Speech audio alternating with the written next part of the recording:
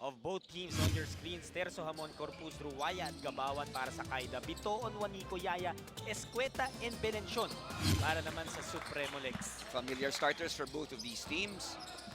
And again, both of these teams coming off victories. This is their last game of the classification round at gusto mo makakamit ka ng panalo entering our ating quarterfinal. Intes ang unang layup ni Terzo.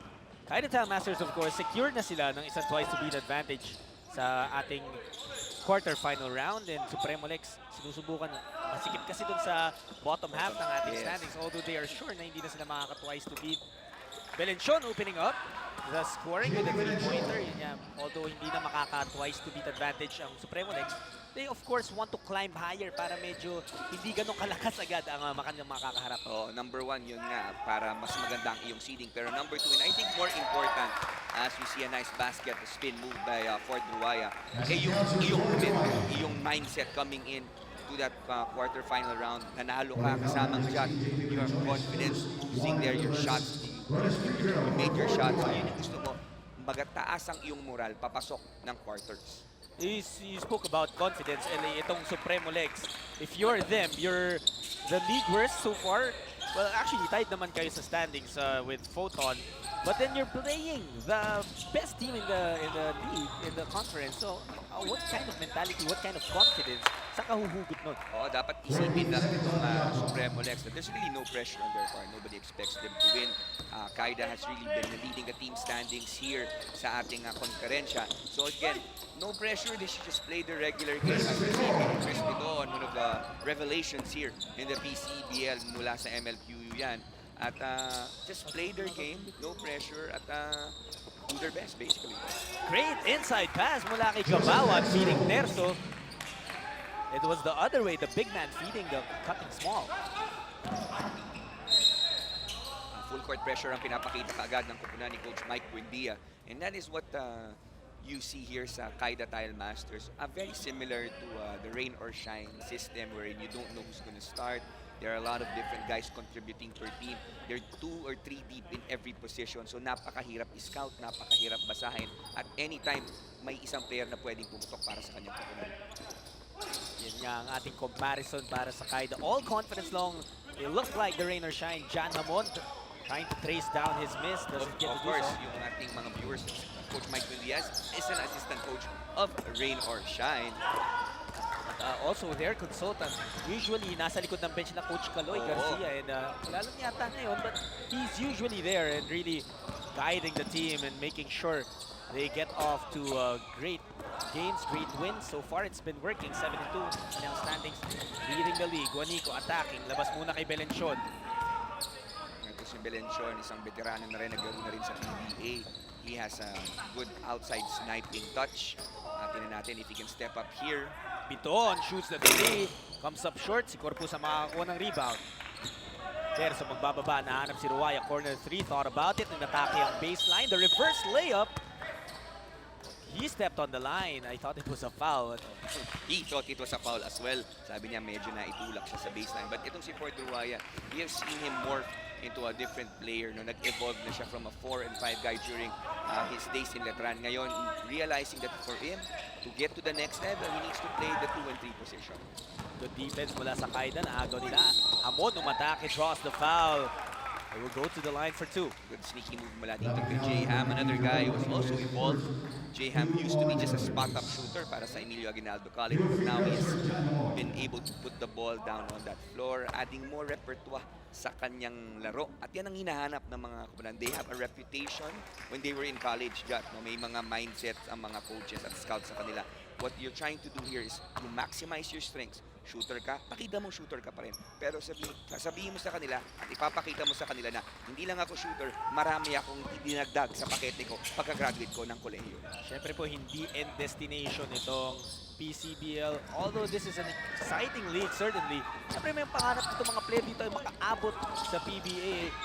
And look at that, Jaco is relentless. Not giving up on the play, finishing and mopping up his own mess. He head into a timeout. Caida Tile Masters lamang po early in this game, 9-4.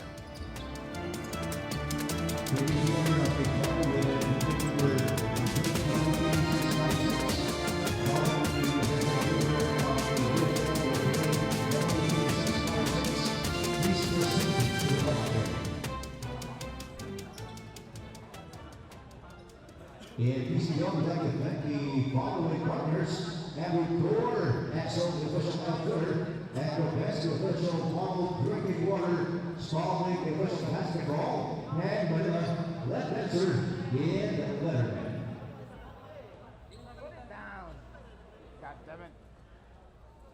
Mula sa JCSGO Gym, nagbabalik po ang inyong Pilipinas Commercial Basketball League. Ako po si Riza Diaz, and huge news, medyo bad news mula sa Supremo Lex Builders. Hindi po maglalaro ngayong araw na to si Joseph Gabayni. I spoke to Coach Ralph Rivera at ang sabi niya, it is a disciplinary decision that they are making dahil daw dalawang consecutive practice hindi daw nagpakita si Joseph. Ang sabi ni Coach Ralph, sure, it is a big loss. Siyempre, offensively and defensively, malaking bagay sa kanila si Gabayni. Gayunpaman, ang mas importante sa kanya ay yung mga aral na matutunan nila dahil kung gusto nga nila tumawid papunta ng PBA, isa sa mga bagay na yan ay kailangan may disiplina sila dyan. Very much, Riza, and that is huge news talaga para dito sa Supremo Lex. Joseph Gabayni has been excellent. After niya mag-struggle early on in the conference, he's picked up his game. And ilang mga huge double-double nilang bagay in their previous games. Russell Yaya contributing 2 points. LA worked closely with Joseph Gabayni as a part of the LPU Pirates. How would you assess the guy? Well, definitely ito na sinabi nga ni Coach Ralph Rivera, disciplinary actions. Ibig sabihin, there's some immaturity on his part at kailangan niya i-cure yan. He has averaging 13 points, 9 rebounds. So basically, etong Supremo Lex is losing a double-double guy kasamang Jot, no? So there is some maturity process involved here at you have to commend itong si Coach Ralph Rivera. He knows na tatamaan ang kanyang kupunan here, but he's not just looking after his team, he's also looking at the future at kumbaga yung welfare nitong si Joseph Gabayni. And hopefully Joseph Gabayni will learn from these lessons na tinuturo sa kanya ni Coach Ralph Rivera, and that will help him moving forward. At alam naman natin, Joseph Gabayni has the talent to make it big here in Philippine basketball, but you need to have discipline in order to make it. 11.4 points and 5.7 rebounds a game is what Supremo Lex is missing from the absence of Gabayni. Pero nandiyan yung mga guys like Jumbo Escueta to pick it up. Kaya naagawan siya doon. Jack Ormuz is running pito, gives up the duty foul to stop it. One of the things that you have to watch out for if you're playing Caida is their fast breaking game. They are one of the best, if not the best fast breaking team. They average at least 13.8 fast break points. Samantalang itong Supremo Lex is one of the last teams. Actually, they are the last team with 7.9. So running game here for Caida has really made them dangerous here in this tournament. At kailangan mabantayan ng transition defense ng Supremo Lex yan. Here's Caida. Screens, their shooters are running off screens. Terzo, nasa bandang kanan. Misses that one, and Belenchon will get the rebound. Pasok na sa laro si Importante. Piton takes the Escueta screen. Attacks the defense of Gabawan. Kick out. He swing the ball back to Belenchon. 3 is good for JP. Ayan nga, nabanggit natin one of the snipers here sa PCBL. Itong si Belenchon, who can really hit it from downtown. At nakita natin, nice dish at good assist mula dito sa Supremo. Gabawan ngayon. Balik kay Terzo sa kanyang guardia. Joseph out to Hamon. Susubukan bawiin ng tres. He's strong. Rebound will go to Importante. Very important itong si Jumbo Escueta dito sa ating laro. Without Joseph Gabayni, he needs to be the one to patrol that shaded lane here for Supremo Lex. Good defense mula kay Hamon, just staying on his feet, staying on the ground. Escueta powering, supalpal siya doon. At tinamaan pa ito si Jumbo. He gets back up on his feet. Ruwaya gives it to Gabawan. Ganap ng kakampik. Inside pass to Hamon. Beautiful feed. Pangalawang magandang assist ni Gabawan. Itong si Gabawan nagpapakita ng different asset at different dimension sa kanyang laro. Nice cut mula dito kay J. Ham. One of the slickest, swaggiest nicknames in amateur basketball. At Gabawan showing that he can pass from that high post area. At nakita natin dito si Marvin Hayes also checking in. 4-point lead here for Caida Tiles of Coach Mike Buendia. And ito yung sinasabi natin kung gaano kalalim itong Caida Tile Masters. Isipin mo off the bench mo, Marvin Hayes, who spent significant time in the PBA. Second stringer mo lang. Well, alam naman natin dito naman kasi sa Caida, wala talagang legitimate first, second, and third unit.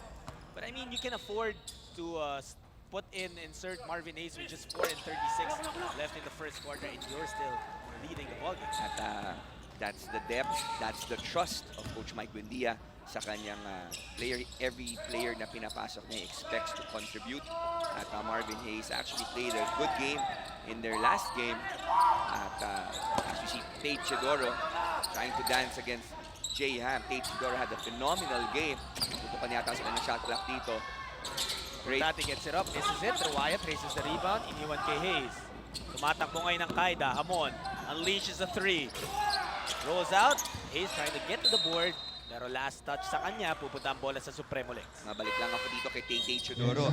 Kasamang shot in their last game against Jumbo. He actually scored 12 points, 4 triples in that fourth quarter. Wow. That really carried his team to victory over Jumbo Plastic. So Tate Chidoro definitely one of the best shooters here in the amateur ranks.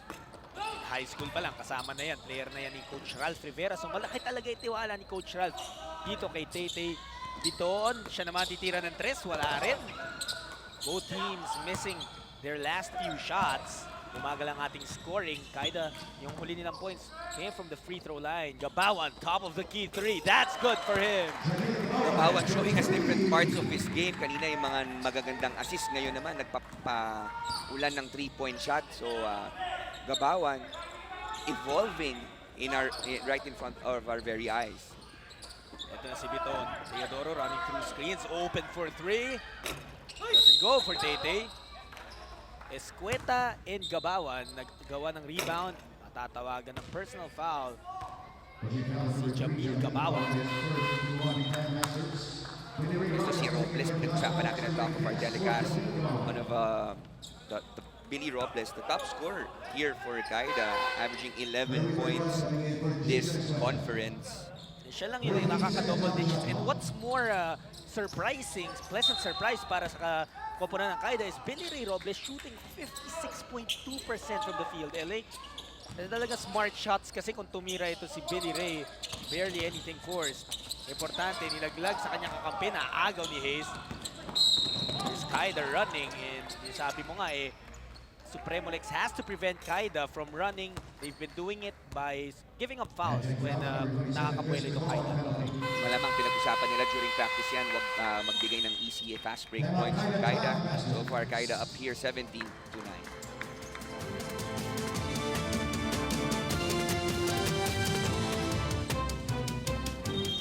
Back inside the JCSGO gym, nag-aarap nga ang Caida Tile Masters at Supremo Lex. Caida the league best with 7-2 at Supremo Lex 3-6. Ito yung mga dahilan din. Main reasons why they are on top and the other teams on the bottom. Points, assists, that means they move the ball very well. Good teamwork at yung fast break points na nabanggit nga natin earlier kasamang Jot.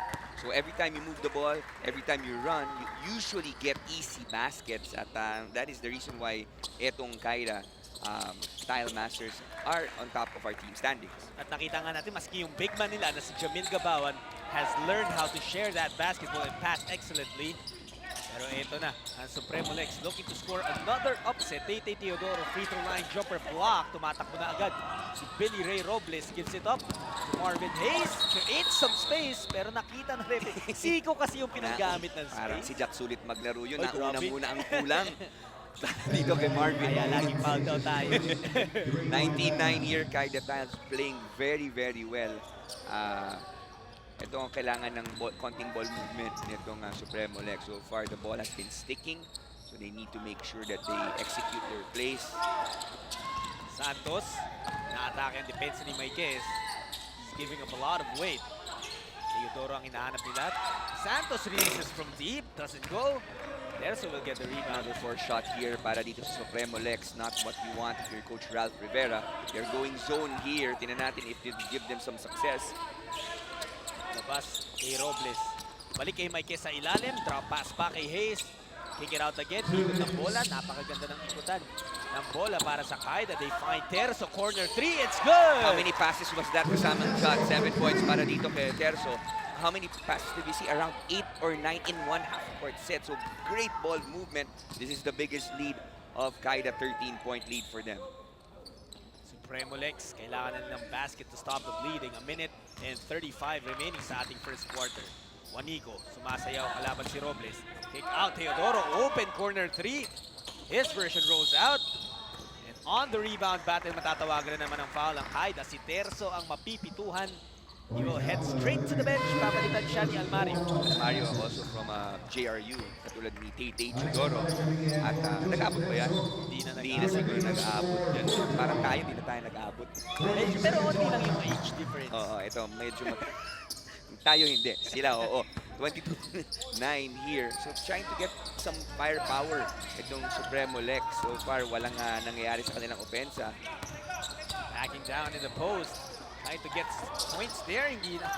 Binalik sa kanya ng ring. Another corner three from Teodoro. Still nothing from the JRU Heavy Bomber. Importante finds a way to put the ball in the hoop. Yan ang importante. Yung ginawa ni Importante. That if you're not hitting your shots from the field, that you work on getting second chance points. And that's what King Importante did. Almario, balik kay Robles. Kaling bahagi. Traveling is called by the referee. So good stop here for Supremo. So let's see if they can get back-to-back hits here. They are still trailing by 11 points. Tama ka, no? And kanina napapansin ko rin, medyo nagkakanya-kanya na itong Supremo Lex. They haven't moved the ball well enough. Kaya rin naman sila league worst in the assists department. Here they are looking again to score. They're down by 11.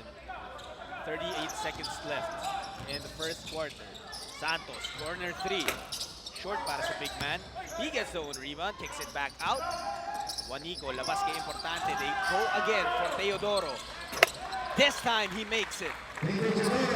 Teodoro finally making a three here, chopping the lead down of Caida to just 8 points. So far, itong zone has given them a little bit of momentum. Talking about Supremo Lex.